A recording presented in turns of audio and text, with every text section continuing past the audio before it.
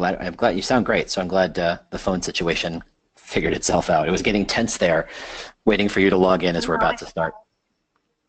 I'm just worried that it's going to cut me out. No, you sound great. Okay, so if I do, is there a different number that I call in? Because when I tried to call the number that's there, it wouldn't let me come in, so I don't know if it's changed Okay. somehow. No, not to worry. We're going to stick with this. So, yeah, I mean, All like I right. said, you sound great. So I All guess right. with that, I mean, I guess I'll welcome everybody for joining. We got 153 people signed in right now. That's fantastic. Thanks for joining all of us here at the Employer Branding Webinar Series, presented by Human Resources Today and Recruiting Brief in partnership with The Muse. Absolutely want to thank The Muse for sponsoring this whole series and helping make it happen. If you don't know The Muse, you really should. It's an employer branding platform that helps companies craft stories in a way that is authentic and meaningful to their target talent pool. For registrants of this series, as a thank you, the Muse will be sending you a free copy of the Employer Brand Audit that includes everything you need to do to start building your own employer brand. So I want to thank the Muse for that. I am James Ellis, your host. I'm also the host of the Talent Cast podcast, cleverly titled, thank you. And I'm thrilled to be bringing you to the 6-part webinar series focusing on all the different elements of employer brand. Kirsten, can you kick to the next slide? So we've collected 6 fresh voices in the space who are going to bring you some hard-earned insight on what it takes to establish, grow, and activate your employer brand at your company to attract talent. I'm really looking forward to interviewing everybody here and seeing, all the different perspectives they have. And I hope to have a lot of great conversations. And now, don't worry, it's definitely being recorded. And if you miss one, you can always leverage it down the or get it down the later on. Next slide. So just to make sure you understand, feel free to ask questions. This is an open session. This isn't going to be a boring, hey, look at the next slide, hey, look at the next slide kind of webinar. Everybody hates those. So please submit your questions. You can see here on the screen exactly how to do that. We'll try to answer as many of them as we can during the presentation, or we'll try to get to some of them at the end. So that shouldn't be a problem. If you have any audio issues during the presentation, you might want to dial in by phone. You can do that by selecting More button in the upper right portion of your screen and then selecting the Switch to Phone option. All right, so last slide here. So if you don't know her, Kirsten Davidson heads up Employera's employer brand practice. She was previously head of the employer brand for some little company called Glassdoor. I think everybody knows Glassdoor at this point. She's an absolute go-to industry pro for building, improving, and managing your employer brand. She's a sought-after speaker and influencer, and her previous experience includes building and leading global employment brands for companies like Visa and eBay. Before that, she was a managing supervisor over at Fleischman Hillard and began her career in PR at Horn. Kirsten is a BA in Literature and Communications from Westmont College, and I am going to start this little session by asking a very simple, well, maybe not really simple question, and that is this. What is culture? What is corporate culture? Are you asking me? Nah, just kidding. I think culture has kind of gotten, I don't know if it's a bad rap, but a little bit off track. Is it everyone kind of dressed up in Halloween costumes we put out on social media to show? It's our social programs, dogs, donuts, healthy juices, right? And this is a lot of what you see in employer brand work. True story, a CEO was speaking with their leadership team and said this: I want to stop talking about culture. We're not a yogurt factory. I'm not kidding. And that to me really underscored that culture is not tied today necessarily to the bottom line. It's not always top of mind for leadership, and it's often seen as that thing somewhere in the middle that makes people like working there. But it's actually a lot more nuanced than that, and so that's what we're going to kind of be talking about today.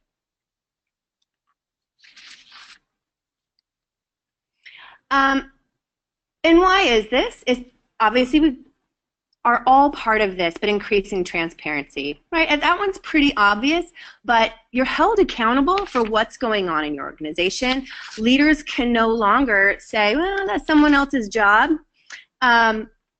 This is something, and it kind of goes hand in hand, right, with your employer brand. What's going on inside gets told outside, Uber is the most obvious example there right now of what happens, but plenty of good examples as well. When a company is good, you want to work there. And so more and more, I think employer brand is not just something that recruiting or HR does.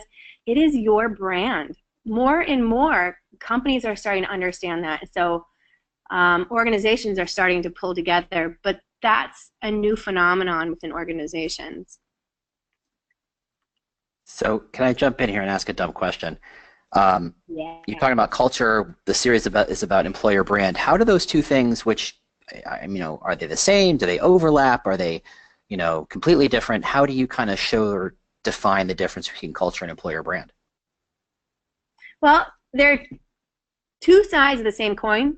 One is external and how it's perceived, and one is internal and how it's experienced. So externally, when someone's searching your company, they go to Google. What news comes up? What's going on in your organization, for good and for bad? Who are your leaders? What are they saying about what's going on internally? And a lot of times those stories aren't related just to employer brand. So then people kind of dive a little deeper. Maybe they go to Glassdoor, see what ratings you have. How do people internally talk about the company? So what's happening internally on all different levels goes out externally, right? And that's where we initially get our perception of a company. It's what attracts us once we start doing research. But then often you get inside, and now you're really held accountable for it. And so whatever you're putting out there has to be true for what's inside, and vice versa. Whatever is true inside is what you need to be putting out externally. SpaceX doesn't talk about their benefits. They don't talk about all the fun stuff. And the reality is they have amazing benefits. But what they talk about is we work on really hard projects. Our people work really, really hard. We have really high expectations, and if that's not what you're down for, don't apply. Right? And that's an example of that transparency, the outside meeting the inside. So when you walk in, you know what to expect. So it's kind of a chicken or an egg, right? If you have problems on the inside, you're going to have problems on the outside. And if you tee it up that everything's going great and you're great for all these reasons, but there's a disconnect when someone gets inside, that comes out. Got it. And obviously SpaceX is a great example because they're so crystal clear in their culture and their employer brand that they're thrilled that their culture really repels a huge number of potential applicants because they said, look, you're not going to be happy anyway. Go ahead and exit the process now before we waste our time interviewing you. And the people who love that kind of challenge fall in love with the brand and they do anything to work for them. Well, and that's exactly right. And every company is different in terms of what they offer and who they are. And the more clear and honest that your employer brand, your external messaging is, the more clear and the more direct talent you get. You're not trying to get 1 million resumes. You're not trying to get 1,000 resumes for one position. Get 50, get 25 that are dead on. That's how you build a strong talent pool. People who know what to expect. They're coming to you for the right reasons, and they're aligned with what your company is. That's the talent you want.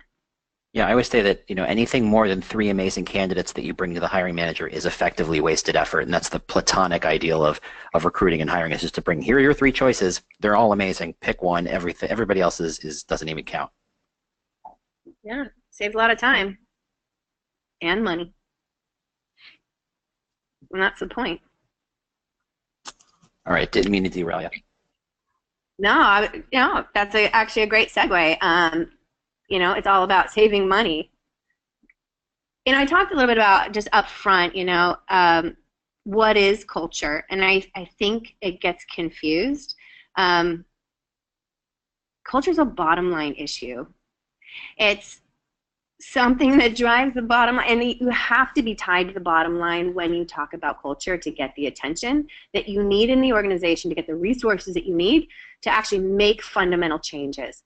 So I love this study that Glassdoor did. Well, what they did to really analyze this is take a look at all the public companies who've won the best places to work with. And what they did was they looked at the portfolios a couple different ways here. So, you know, the original class, so if you just invested in the ones who originally won the award, and that's just all you did all the way through. If each year you switched around to the new ones who won, etc., what they found is that these companies outperformed the S&P 500 by 122%.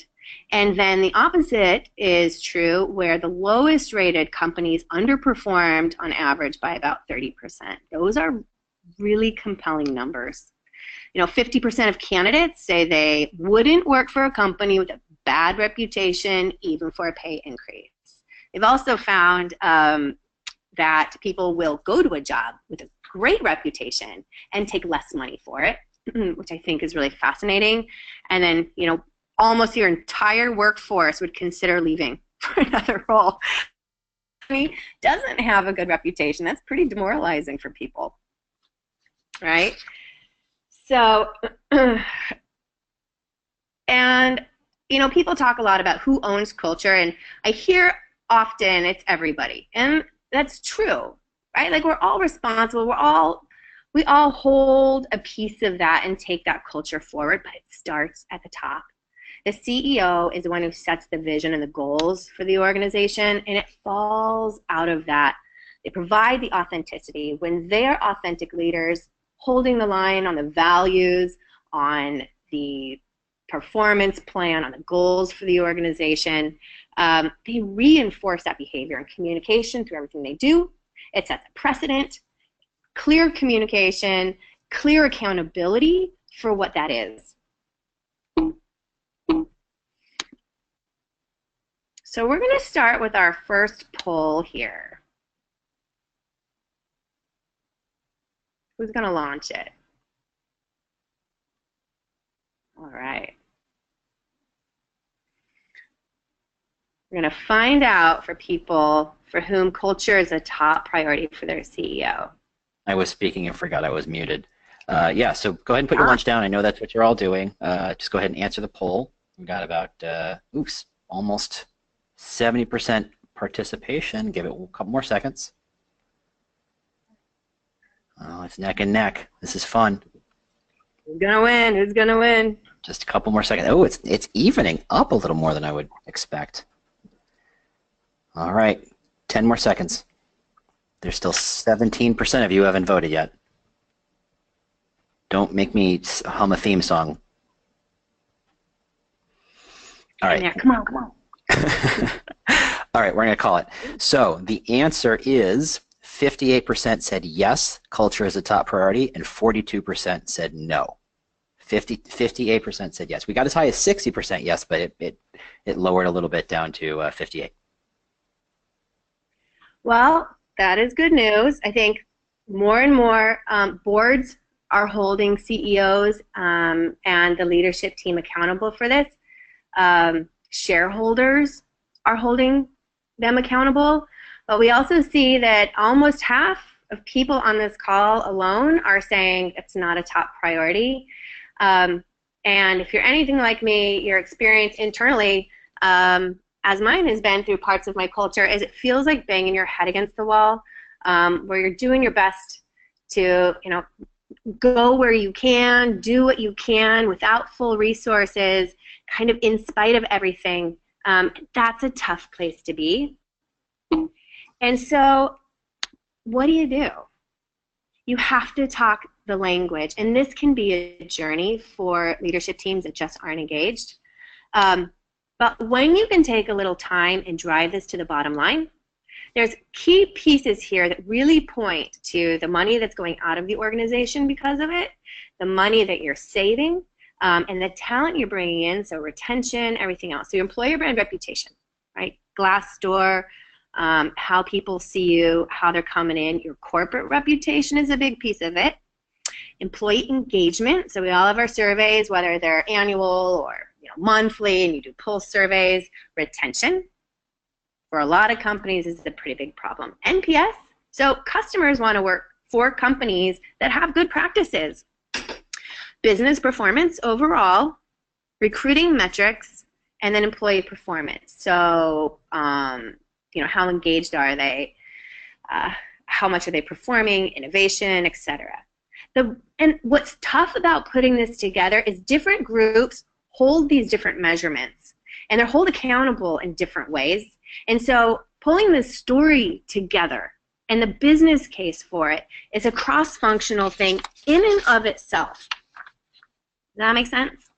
Yeah, and let me kind of throw something in here, because I think there's a couple of questions coming in that suggest, and I'm paraphrasing and capturing what you're saying, CEOs talking the talk but not walking the walk. How do you connect the dot when the CEO says all the right things and how much they care about employee culture and corporate culture, but doesn't seem to be doing anything, anything obvious? How do you kind of connect that dot?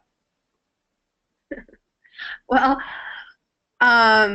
so one thing I would say is oftentimes when leadership teams, when CEOs get really engaged and start to really think about this top of line is when they start to see Glassdoor reviews that are calling them out and holding them accountable, and now it's going public. So that's one way. And that's true that for many, many years, being a CEO has been about the bottom line, right? And I'm talking about the bottom line.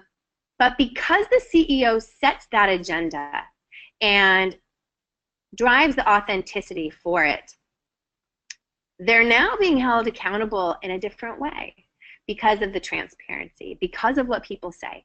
They no longer can say, well, that's not really my job. My job is to just run a successful company. Running a successful company is managing your culture. And when that starts to break down, when that starts to go public, the CEO gets involved. When there starts to be personal reviews on Glassdoor, they generally get involved. People don't like being held. That's tough. That's scary. And so it can be a journey. But when things are going on internally and they're not holding the line and the culture is suffering for it, it gets out. And that's where they get held accountable by shareholders, by boards. And when you can continue to make the business case for their involvement, their engagement, their accountability, it can start to shift things. But it can take time. This isn't something that happens overnight, partly because it's not always the skill set that CEOs are chosen for. I think over the next 10 years, this is going to change dramatically. I think this is already changing fairly dramatically when we see almost 60% of people saying, yes, our CEO does support this. We're going to see that number shoot up over the next few years because the skills it takes to lead a company have shifted. That's interesting. So your suggestion is to figure out how to align with what your CEO values, and since they're effectively accountable for profit and growth and stock price and all that stuff, show how the bottom line, culture isn't just a fun thing. It's not just a frozen yogurt. It is, in fact, driving that bottom line, and that should get enough attention to facilitate or support the rest of the conversation. That's right. And, the study that I showed earlier from Glassdoor is exactly that. It's publicly traded companies who are recognized by their employees as having great cultures and places people want to work significantly outperform their peers. And that's the bottom line. That is the bottom line of culture. The bottom of the bottom. It's a very bottom. It's the but it really is. It is the foundation of a successful company. When you have a great culture and people want to participate, people feel loyal, you have people who stay, they feel proud of the company, they're more engaged in the products that they're building, they're more engaged with their managers. Managers are more engaged to manage their teams, to grow their people in a significant way. That affects the product that you're building, the services you're delivering, customer service, and that affects your customers and how they want to work with you. Okay. You know, I mean, look at boycotts all the time. When you see a company with bad practices and a bad culture, you start to see, like, I'm not using this company. It starts to go on Facebook. You know, we're boycotting them. I'm never using them again. And it hits the bottom line. Yeah, I'm sure that if you knew that whatever brand was beloved by you turns out that they were very bad to their employees, that would impact your perception of the consumer brand, which is a clear and direct correlation to how likely you are to buy in the future. Yeah. You know, Right. I mean, I can pull up some obvious examples, but, you know, you go to the competitor and you want to support them. Yeah. All right, so I'm completely bought into this concept that culture is a thing and it's important. How do you, let's get real. What is how do you build a culture from the ground up? And if you can keep in the back of your mind, there's a great question here in the poll saying that it says the CEO doesn't really care about Glassdoor reports, but we have issues, culture issues that need to be addressed. How do I address this? I think those are very parallel questions. So how's that? How about that? Yeah. Yes, and just noting that to myself. I mean, that's a really good point. And there,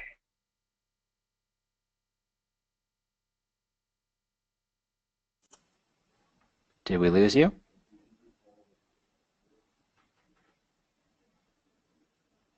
Kirsten, you there?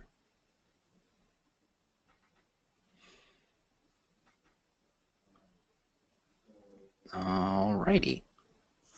This is not good. So we'll give Kirsten a minute to figure out if she's got. Yeah. Okay. Thanks for the confirmation in the questions. You're losing audio too. I'm presuming you can hear me, and we've all lost Kirsten. Hopefully she'll come back in and realize that she's out. That's the worst part. I've done these things where I don't realize I'm talking to a brick wall effectively, and no one kind of taps me on the shoulder and said, you know, we can't hear you, because of course we can't tell her.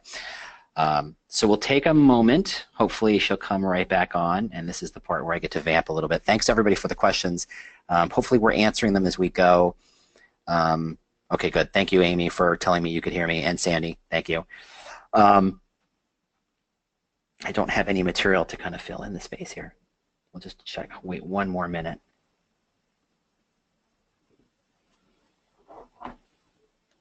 Hi, James. I'll talk to you for a second. I'm tech support.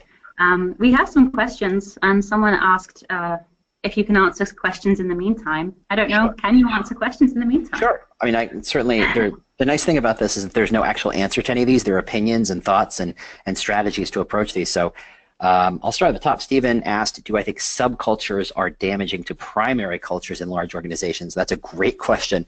I've talked a lot, in the past about how in a company that's, say, more than a couple hundred people, you inherently have subcultures. You have, the difference between the legal department, the HR department, and the tech department and the sales department. There's four very different areas. So, for example, you've got a sales team that's very sharky and very cutthroat, but your HR and legal team are not those things. They're very conservative and they're very structured. And the IT team or the dev team might be more loose and casual. And those things can coexist so long as they're all focused on the same mission and abiding by the same kind of core instincts. So, why you do things. If, for example, the sales team is very cutthroat and they're beating each other up to get every single penny out of everybody. That doesn't really trickle down to legal or the HR team, maybe a little bit to say the pressure from the sales team saying, hey, we need to convert these contracts, or we need to get these approvals, we want to go, go, go, go, go.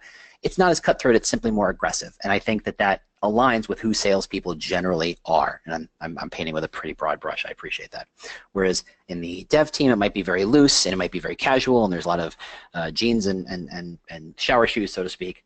I don't think that doesn't connect. Just because you live in and move in one particular tribe doesn't mean you can't translate and speak a language of other tribes. You understand the cultures and rhythms of those other tribes. So long as they do all align to that same kind of core goal of either satisfying customers or developing something brand new, or work-life balance, or whatever the core motivation is, so long as they align, you can make that work. I don't think it's too disharmonious, if that's a word. Scrolling through questions. Kirsten, you back? We're talking about alignment. We had that question about how do you align culture but avoid hiring only like-minded people? Yes, I wrote that one down too. I really want Kirsten to answer that one because I think she's better versed in that. I don't want to. I'll hold off on that. If Kirsten can jump on that one, I'll let her do that because she's going to be better at that than I am. Let's see what else. Let's see. Do I see cultures change as organizations grow and CEOs change? Absolutely. This is a great question. I think who you are as a startup and who you are as a growing company and who you are as a peak, a company that's plateauing or kind of peaking out. They're very different companies. They're very different cultures. There are plenty of companies that talk about we want our people to have fun, and it's very hard to say we're having fun when our company is in decline. That's a very rare situation. You have fun because the company is growing. The company's growth tends to create opportunities for fun. Fun isn't just about pies in the face and telling jokes and creating your stand-up and improv team. It's about achieving something because you're not at work to have fun. You're at work to achieve something. Whether it's to achieve a paycheck or to achieve a bonus or to achieve a sale or to build a project or whatever it is, you're there to achieve something. And when you're in progress towards that goal, you're having fun. You're laughing, you're joking, you're enjoying yourself. You're doing all the stuff that you want. Work is satisfying. But in a place where things are in decline or it's growing too fast, where things are just chaotic and cacophonous and nothing seems to make sense, it's hard to have fun. So it indicates that in these different phases of a company, there's different cultures. So I think of a startup that's just a handful of people trying to figure out who they are and what they're about, and they're working 12 to 16-hour days just to make it happen, and they're trying to build that minimal viable product that people can see and go, I understand what that's about, and invest in it. That's a different culture than one that's been funded and is a little more comfortable and can go home after 8 to 10 hours a day, that can spend a weekend because the company will sustain itself. It doesn't need perpetual life support like it does when it's a startup. Those are different cultures. It's different from a work-life balance situation. It's different from a where do you spend free time, what do you care about. It's rare that a startup has things like a culture team or a charity or a kind of volunteer department, right? It's not till you start to mature a little bit that you can establish those things. And I think that's a function of how your culture manifests itself in reality. Let's see. How do you keep managers from creating subcultures or rifts between different departments? We all have to work together, but it seems that no one wants to work together when everyone wants to point fingers. Well, that's a great question. I have seen and been part of those situations, absolutely, and they are absolutely no fun. It's very hard when no one wants to work together, and that is a function of culture, and I think it's also a function of leadership. If the leadership is not setting the agenda and setting the tone and not incentivizing and rewarding good teamwork, they're effectively incentivizing that cutthroat world. They're saying, it doesn't matter what you do, so long as you can have a scapegoat, so long as you can blame someone else, so long as you can point the finger at someone else, you'll survive. And that's usually when you see things in reviews about politics and people getting promoted despite the fact that they're not qualified. That's when you start to see that. That's another way that manifests itself. And there's no easy fix. Trust me, if there's an easy fix for that, every company would have applied it by now, because everybody knows deep down when employees work together and they're focused on the same goal and they have the same North Star, so to speak, they are a better company. No one disputes that. I'd like to meet the person or company who disputes that. The problem is most companies think that that's either too fluffy bunny or too soft and squishy, or that's nice to have, not a must-have, that they push it to the back burner and they focus on, profits for the month, profits for the quarter, profits, they're very short-term focused. And that's a tough one to move. It's very hard to make that change happen. And culture change does not happen quickly. It happens very, very slowly. It is the Titanic of change. It's, it takes forever to take a 2-degree turn to the left. All right, I'm going to stop speaking for just a second in the hopes that Kirsten has shown up.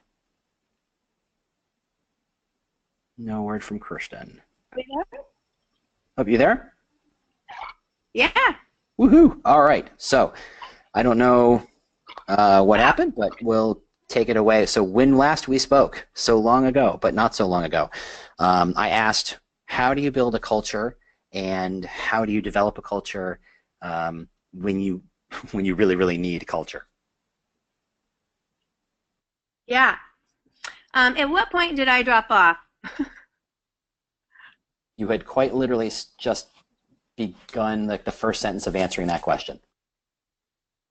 All right. So how do you begin building this culture? So you operationalize it is the answer.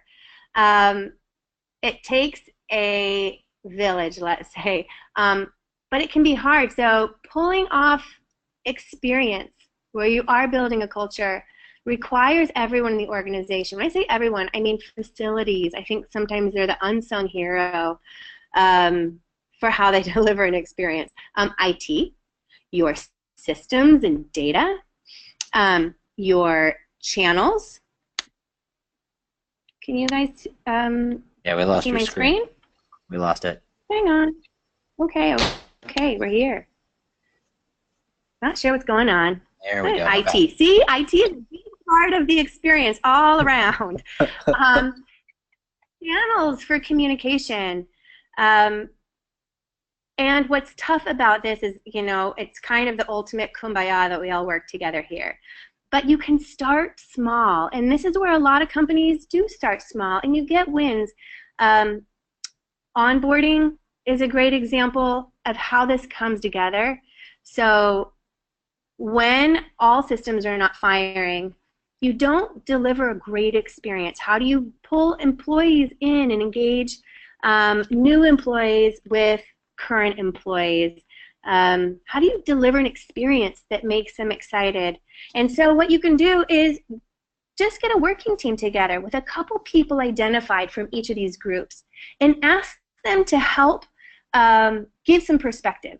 And through that process, what I often see, let's say it's a working session where you're kind of defining how you maybe would fix something together. When you do that, each of those groups starts to take responsibility. They start to see how they play in and what their role is.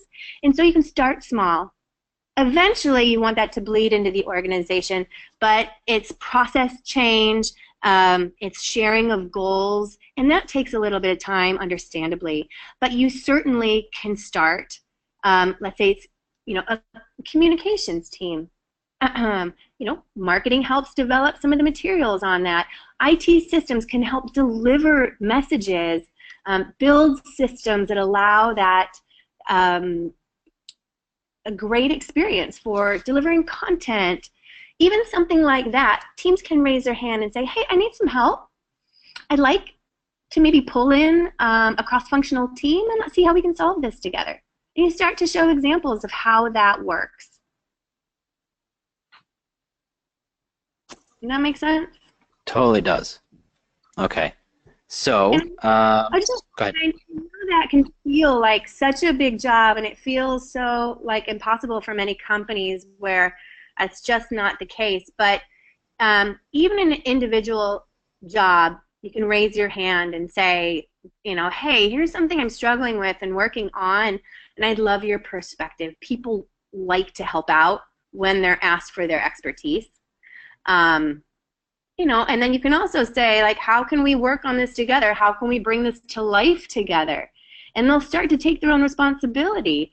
And you can start to make bridges in the organization. Everyone starts to see results. They start to see themselves and their responsibility and their role, and it does grow from there. So, and obviously it's a huge process. You can't just simply flip a switch and, hey, the new culture is X. Hey, by the way, we're all team-oriented. That never, you know, no matter how many posters and T-shirts you make, that never really happens. So, you know, how do you encourage people to be influencers and to keep pushing for that change to happen? I mean, obviously, if you can spark it from the top and get people excited about it from the bottom, how do you keep the fires burning? Well, here's what you do. You start with the influencers. You start with the people who are super engaged, who are culture carriers. There are absolutely people at your organization who are, and you probably know them. And so you pull them in. And you might pull them into a design session where you all sit around and say, how can I leverage you? You guys believe in this organization in a really powerful way, and I want to start with you helping to carry this. I want to start to think about with you what we might do on social. What might we do internally? How can you help in this? no one person has all the answers, and I think it's unrealistic. And if any of us are responsible for this, it's impossible to drive this yourself, and to have all the answers and to say, I'm tasked with culture, I got to fix it. Yeah, but you can also just kind of drive the strategy, and you can lean on people who can help. And it's okay to crowdsource it. I think it works best when you do. It doesn't have to be, I think a lot of companies do this thing where they do surveys out to everybody about, everyone's feedback, and that gets hard to sift through. I like to tell companies to start with what's working. And that's, the people who are already super engaged, and you build from there.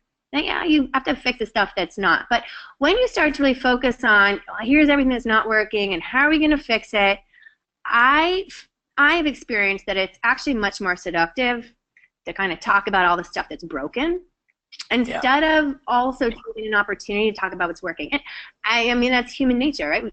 Think about yourself or your really personal relationships. We get really hung up on the few things that are terrible or maybe just wrong. But there's this whole world of, what each of us brings that's really special. And I think it's the same thing for an organization, regardless of how it's struggling. And so find those points of light, engage those points of light, and kind of set them free. Yeah, I think at the same time you might want to point out that, for those of people listening, it's like, well, I wish I could fix the culture, and it just seems like too big a problem. I wish they would appoint someone. Even if you had a chief culture officer, that's the beginning of the conversation, not the end. In fact, that chief culture person, whatever you want to call that title, their job is not to make a culture or to establish a culture. Their job is to influence everyone else to align to that culture and buy into that culture. That's their job. So it's not like you just, it's a headcount issue. It's like we just need to hire a person and sit in that chair that says culture and magically things get better. So even if you can't do that, don't think that that's the solution, because even that's not a solution. That's just the beginning of a process. Yeah, you're absolutely right. You're absolutely right. And I mean, that person can drive a strategy, but I think coming to this work with humility, with an open mind, is much more effective than trying to come in with answers. Because, especially when you're really struggling in your organization, people are generally pretty cynical. The reason maybe you're struggling is because they see a disconnect in this, what I call a say-do ratio, what we say and then what's actually happening. And so when you come in and you're, whether it's a campaign or it's, now we're going to fix everything, people get like, let's see how that goes. Yeah, I've seen that before. And they're hesitant to participate. But when it starts to be taken on, and when you engage the people who are engaged and say, I want your ideas on this. I want it, and not just your ideas on how we fix it. I want ideas on what you can do, and what you think you can bring, and how do I leverage you, because you guys are a big part of the strength here. And I want to think about what we can do together. And you'd be surprised when, with an open mind and an open conversation where you invite people in to be part of the solution, it really starts to make change, and it becomes much more authentic. There's a lot of statistics about, people trust, word of mouth and people they know much, much more than a company. And that's true on a micro level inside an organization. People trust each other and their own colleagues more than they do the management, especially in those situations where cultures are suffering. So would it be fair to say that one of the first metrics you should care about when deciding to care about culture is not to say, how do we change our Glassdoor rating, though that's a way of doing it, but to say, what's our participation rate? How many people are willing to care enough about the culture, even if we don't define the culture or change the culture just yet? The more people we get engaged with the conversation about culture, the more likely we are to have a successful project or a process. That's one of them. What else would you add?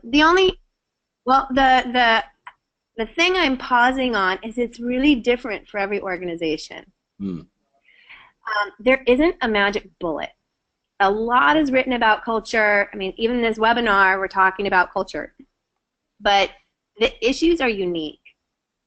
And so how you need to solve them is unique.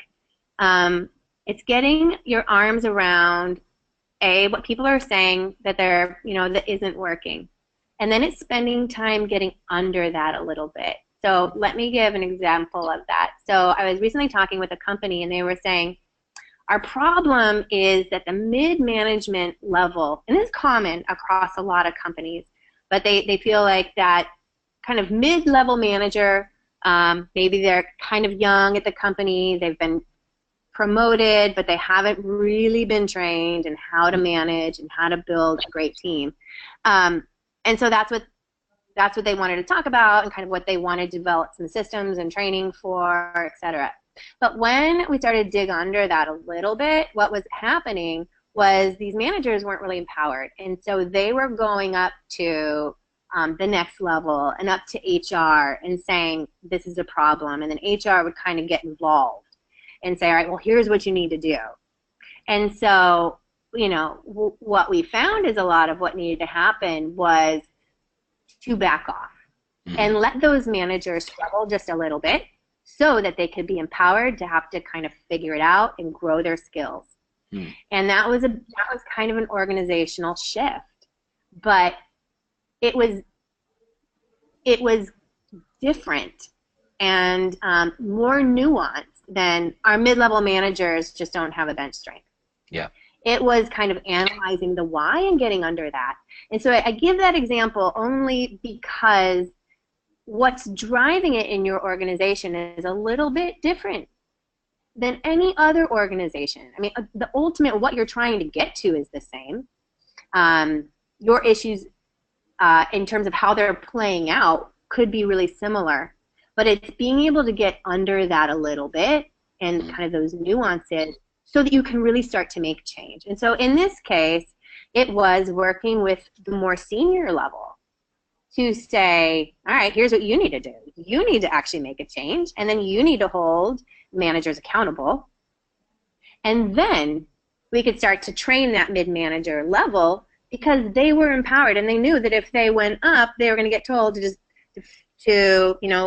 rely on these different trainings, rely on these values, rely on kind of the expectation of leadership for them. And that's what started to make the change. Got it. And so, does that make sense? Yeah, absolutely.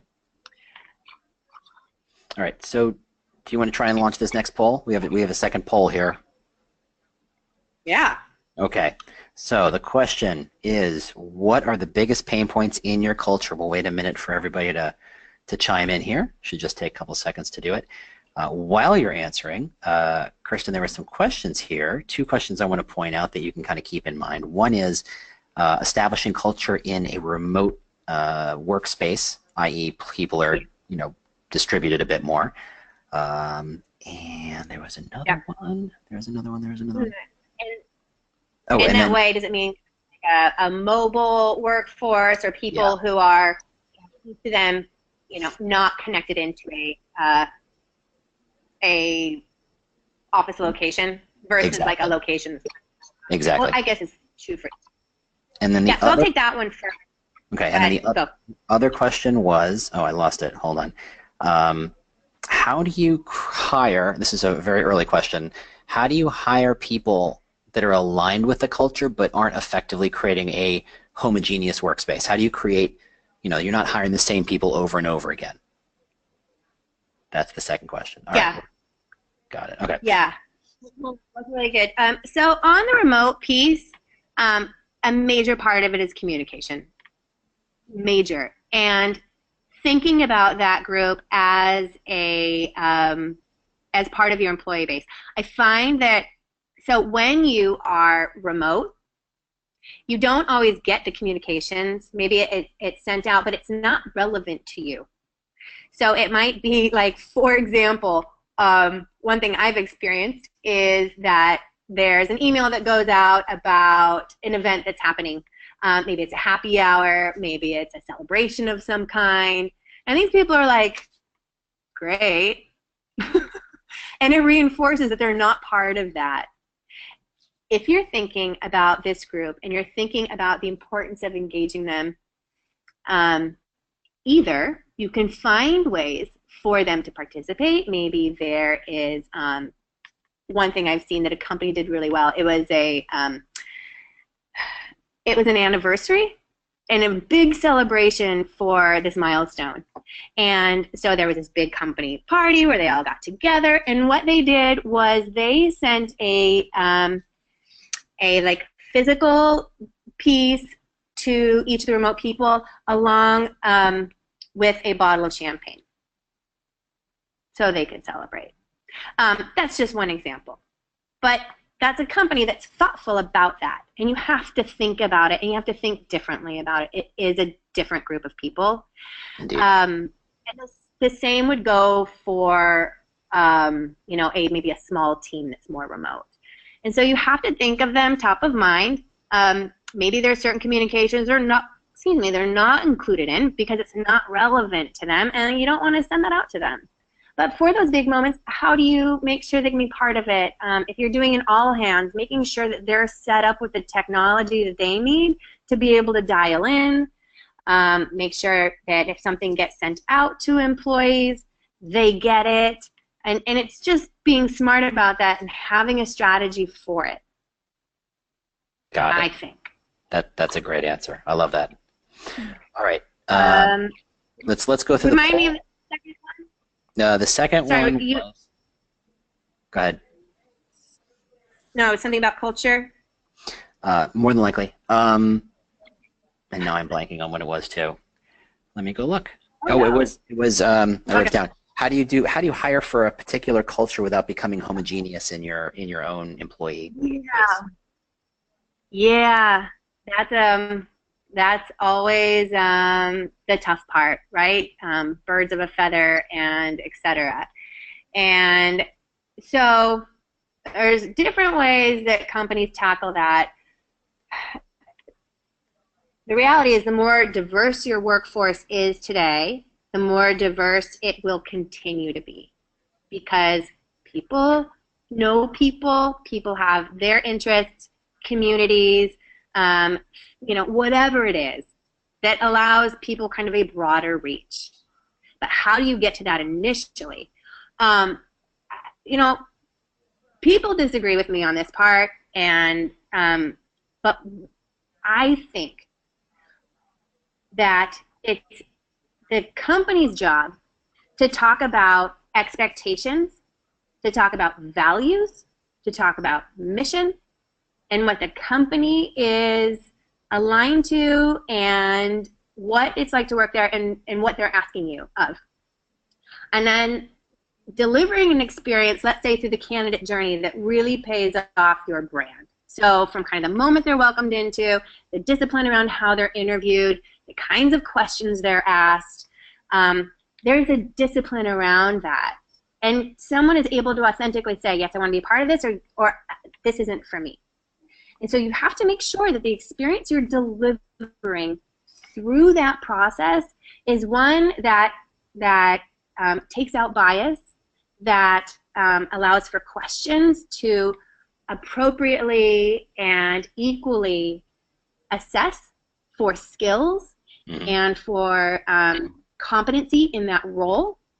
And then I would like to suggest then that we have the candidates decide if this is the right culture for them. Now that's a tough thing to get to, because it takes a lot of discipline and intentionality and training on the part of the company. But if what you're looking to hire is someone, and what you're evaluating them on is not like, will they fit into our culture?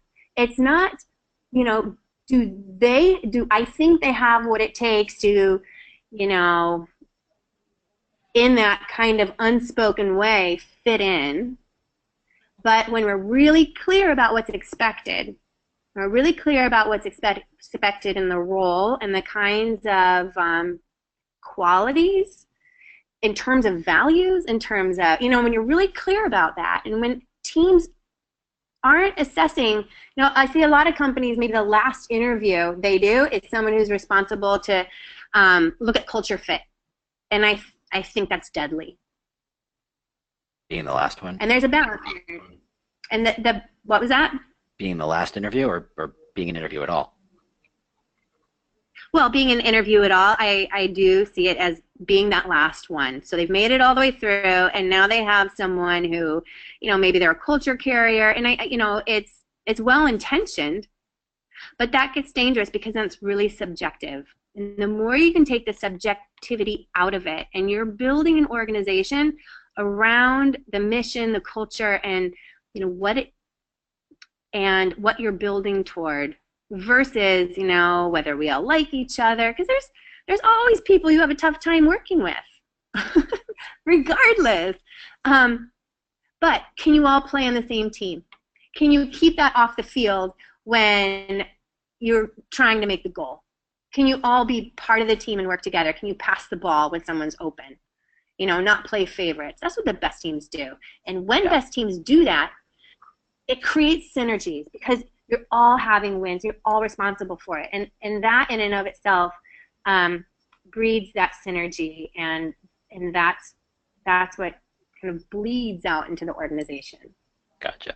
Okay, so we only have a couple of minutes left, so we want to go through this poll a little bit, and then I know you've got a little more material you want to cover. So just want to, I know we had some difficulties, but I think you've done a great job answering questions as we go, so I don't think we need a lot of time at the end. So take a look at these poll results. What do you see? What's interesting to you? Can't see them. You tell me. Goodness. Okay, so you've got employer brand at 18, onboarding is a paltry 5%. The big ones are split evenly between employee experience, manager training, and communication channels. Yep.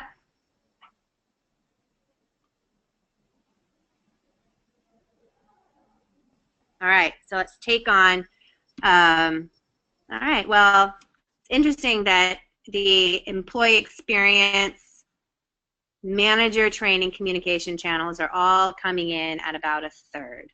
And I would say that, again, it's that nuance piece. So employee experience is the result. Communications is a function a lot of times, and how it's received is kind of that say-do ratio, right? And then manager training, again, there's often a lot of nuances under that. So I was just kind of talking about manager training, but getting under exactly what needs to happen there, I'm not surprised by these because manager training especially it's an epidemic where companies don't have the discipline to really train managers. And if they are training them, it's maybe it's someone from the outside coming in, maybe it's an online course that they take, and it's about kind of traditional management, but it's not necessarily tied into how to take forward the values and the expectations for your organization. Accountability for developing the teams. The higher you go in an organization, I think the more you need to create a team that can do the work. And a lot of times the people who get promoted are people who are really great doers, right? And so manager training can be a complicated one. When there's a learning and development team, it's how do we deliver this on an LMS? Kind of how do we check the boxes that everyone has received? Maybe it's bias training, but they have to be held accountable then, and it has to be actionable. When you see that tied to bonuses, when you see it, show up in a way that really impacts people, that's where things can start to make a change. And then in terms of employee experience, again, in an unintentional culture, like I was saying, a lot of times this happens in pockets. And when it does, there ends up being, toxicity because there's always teams that aren't working well. And so the more that you establish those values, the mission, and communicate it. So I also think communication channels, so for example, maybe you're putting in, let's say, your communication channel. And hold on, let me back up what I mean by that, because that sounds really simple. But it's a way for, hold on. One of the key ways that drives a culture is how people communicate. A lot of times that happens over email. And that's kind of the extent of it. But more and more companies are starting to use Slack, Chatter, Yammer, all these different things. It allows people to engage real time. And I think that's great. But then you have to stick some kind of governance around that. And how do you do that? What's appropriate to share over that? And then also, how do executives get involved in that? And all of these things, employee experience, manager training, comms, all of it, it starts with the strategy. And the strategy is what's aligned to the bottom line. Is your strategy to engage? Is your strategy to retain? And you build it out from there. And you invest out from there, and you measure from there. It can't just be for its own sake. Like, we want to make the employee experience better because people are saying it's not. All right? Well, you're looking to figure out how to drive it. You start with where it's hitting your bottom line. And you create a strategy. You create a plan. You have to make sure that the organization's investing in it. You put the resources against it, and you measure it. And that's how you make change. So I talked around that one a little bit to kind of bring it to life, because they all are integrated. But it's got to start with that strategy, and it bleeds out from there. Got it. All right. What do you want to talk about next? We only have a few more minutes left. I guess, what can you do? Because it can feel so big. It can feel so overwhelming. I know that.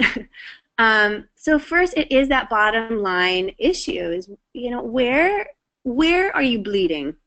Where is the real problem? So yes, the problem is an employee experience. Yes, the problem is morale. Yes, the problem is we don't have managers. But then what's happening because of it? So what? Is it people are leaving? Is it that you can't hire because they're getting a bad reputation? And then so what? When they're leaving, are you finding out what? Where are they going to? What kinds of things are exactly that they're leaving for, right? And so you just kind of keep asking that question. You keep getting under it. And then you can make a business case for it, and then you can put a strategy against it, and then you get the budget for it. I say the CEO sets the culture because that's kind of the hard reality, and that is a larger process. Look for ways to engage leadership. There often is a leader who is very much a champion of the culture, and you can start with that person and show the results. Work with them to kind of build a campaign around influencing executives, around showcasing that team's productivity, how successful they are. You got to work it a little bit. You got to be able to speak that bottom line. Great cultures are intentional, so you start to operationalize things. It could be communication channels. It could be the interview process, because you really need to work on that diversity piece and hiring people that align. Figure out where you need to get intentional and start to put processes that are repeatable and codify that. And they're operationalized. When you start with that strategy, you're able to put in the communication.